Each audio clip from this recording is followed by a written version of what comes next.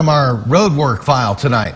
If you have traveled to the Central Coast with any frequency of late, you'll be interested in this update on the Highway 46 widening project. 17's Robert Price paid a visit to the farm town of Lost Hills to see how the residents there are dealing with this project, which has turned the community's main drag into a construction zone.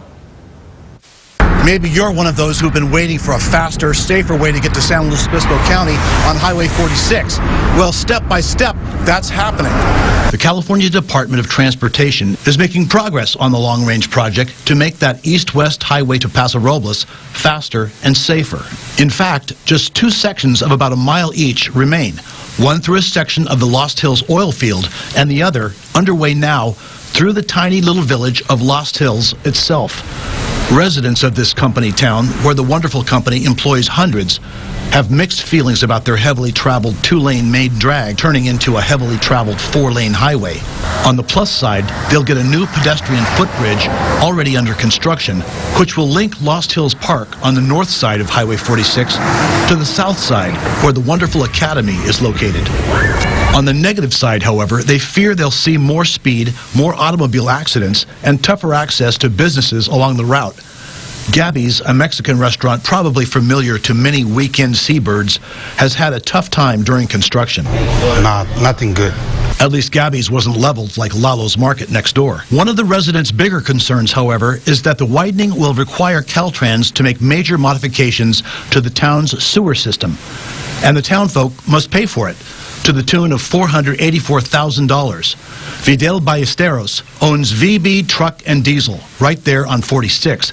He's also president of the Lost Hills Utility District. He says Caltrans is facilitating a low-interest loan for the district's customers. But even with that, residents in this town, where many earn close to minimum wage, will see their water bills jump by $25 a month. Well, there is a lot of changes that are happening.